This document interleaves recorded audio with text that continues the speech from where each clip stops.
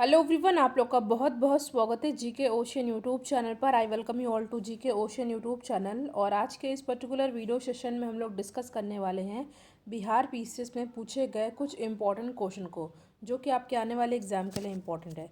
तो चलिए हम लोग अपना आज का डिस्कशन स्टार्ट करते हैं। डिस्कशन को स्टार्ट करने से पहले अगर अभी तक आपने जीके ओशन यूट्यूब चैनल को सब्सक्राइब नहीं किया तो सब्सक्राइब ज़रूर करिएगा और वीडियो को लाइक एंड शेयर भी ज़रूर करें।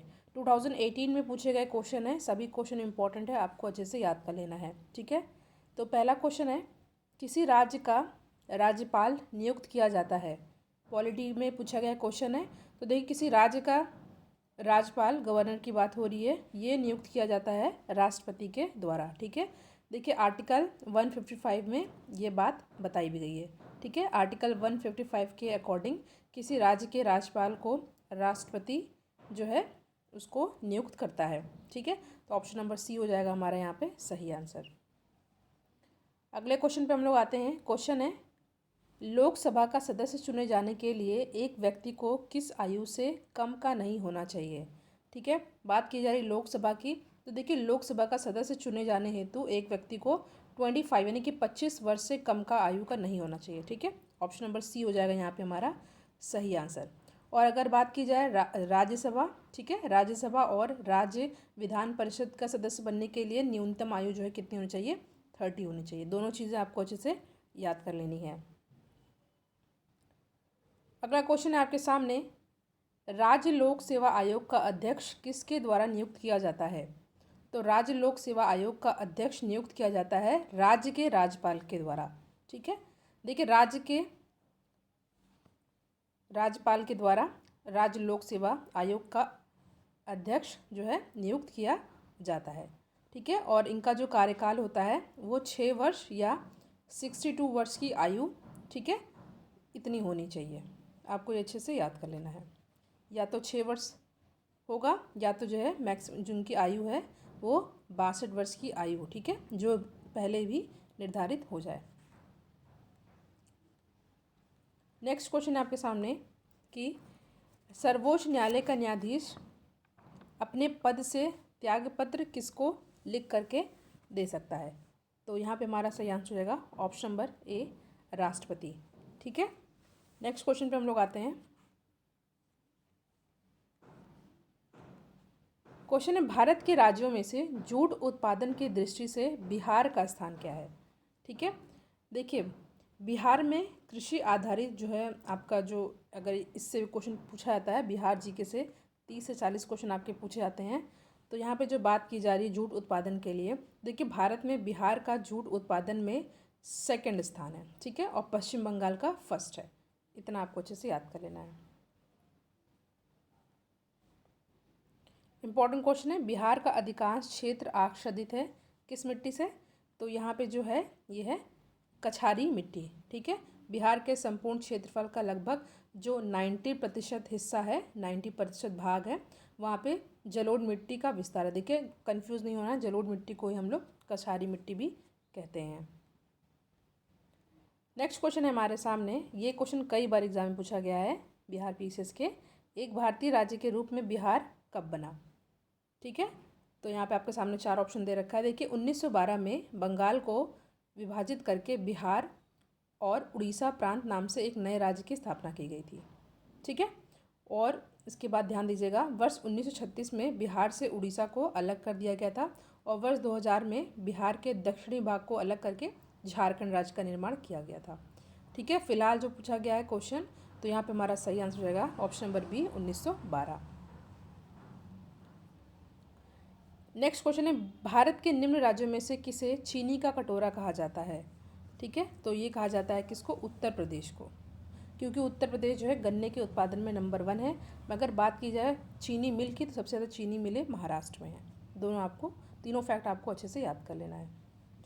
नेक्स्ट क्वेश्चन है आपके सामने, आज़ादी के बाद भाषा के आधार पर भारत के राज्यों का पुनर्गठन किस वर्ष हुआ था।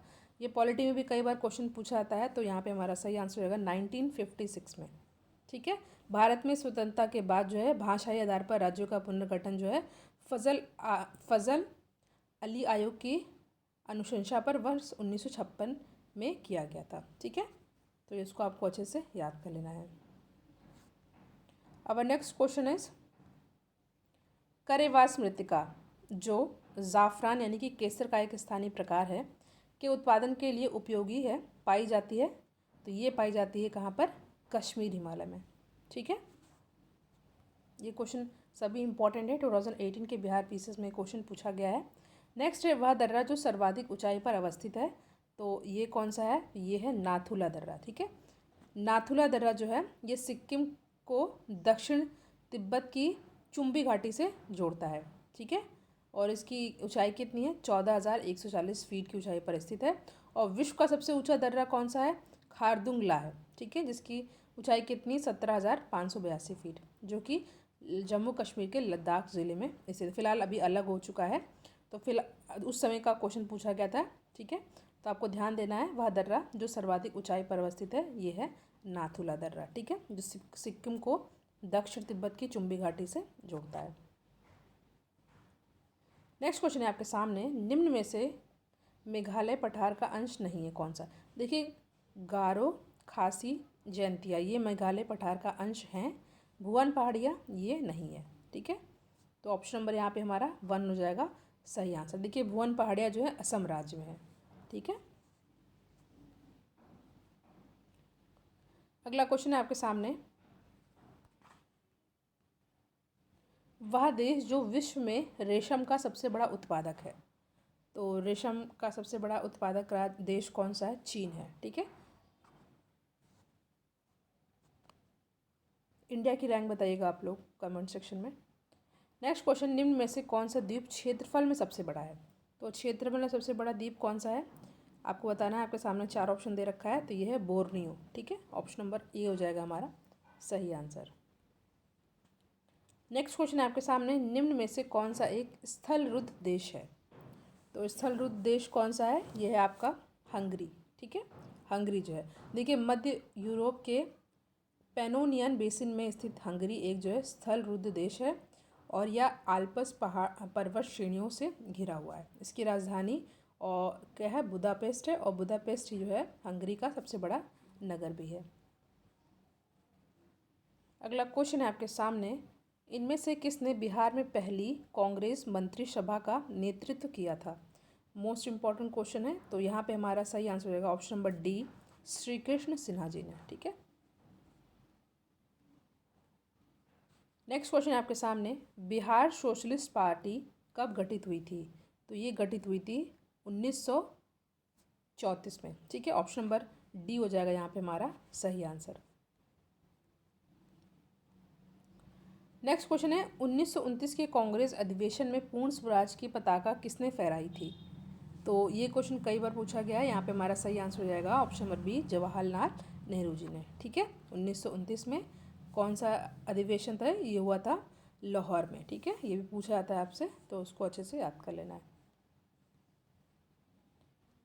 चंपारण में गांधी जी को आमंत्रण किसने दिया था? मोस्ट इम्पॉर्टेंट क्वेश्चन है, और इस क्वेश्चन का करेक्ट आंसर होगा राजकुमार शुक्ल ने। ठीक है, कांग्रेस के जो लखनऊ अधिवेशन 1916 में हुआ था, इसी दौरान राजकुमार शुक्ल ने महात्मा गांधी को चंपारण के नील उत्पादक किसानों की समस्याओं के समाधान हेतु चंपारण आने के लिए इनको इनवाइट किया था। ठीक है, और चंपारण आंदोलन का टाइम पीरियड भी याद कर लीजिए, 1917 से 18।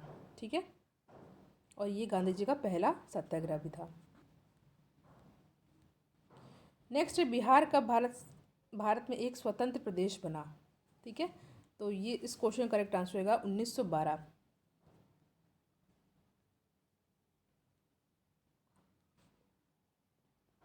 नेक्स्ट क्वेश्चन इज, बंगाल और बिहार में भूमि पर किराएदारों के अधिकार को बंगाल किराएदारी अधिनियम द्वारा कब स्वीकार किया गया था? मोस्ट इंपॉर्टेंट क्वेश्चन, तो ये किया गया था 1885 में। पुस्तक poverty and un British rule in India किसने लिखी है? कई बार पूछा गया प्रश्न है। ठीक है, तो यहाँ पे हमारा सही आंसर रहेगा दादा भाई नौरोजी ने। ठीक है, फरेजी आंदोलन की शुरुआत किसने की थी? फरेजी आंदोलन की शुरुआत किसने की थी? तो ये की गई थी हाजी शैयतुल्लाह के द्वारा। ठीक है, ऑप्शन नंबर 1 हो जाएगा हमारा सही आंसर। नेक्स्ट है, कश्मीर का अकबर नाम से प्रसिद्ध सुल्तान कौन थे? तो ये हैं कौन, ये हैं सुल्तान जैनुल आबदीन। ठीक है, ऑप्शन नंबर डी है हमारा यहाँ पे सही आंसर। क्वेश्चन है, यह कथन किसका है कि अकबर के शासन में इलाहाबाद में 40 स्तंभयुक्त मंजिल का निर्माण में 5,000 से 20,000 लोगों ने 40 साल तक काम किया था। तो ये कथन किसका है, ये कथन है किसका, विलियम फिंच का। ऑप्शन नंबर सी है हमारा यहाँ पे हमारा सही आंसर। नेक्स्ट है, शेख बहाउद्दीन ज़कारिया किस संप्रदाय के थे। तो ये थे सुहरावर्दी संप्रदाय के। देखिए, शेख बहाउद्दीन ज़कारिया सुहरावर्दी संप्रदाय से संबंधित थे। इन्होंने भारत में सुहरावर्दी संप्रदाय की स्थापना की थी और आदाब उल मुरीदीन जो है ये और जो है अवारिक उल मारिफ इनकी प्रमुख पुस्तकें हैं। ये आपको अच्छे से याद कर लेना है। देखिए, अभी हमने कुछ इंपॉर्टेंट 25 क्वेश्चन को डिस्कस किया है। ठीक है, ये क्वेश्चन 2018 के बिहार पीसीएस के एग्ज़ाम में प्री में पूछे गए थे। नेक्स्ट वीडियो, इसका नेक्स्ट पार्ट चैनल पर जल्द अपलोड होगा। Thank you so much for watching. Thank you.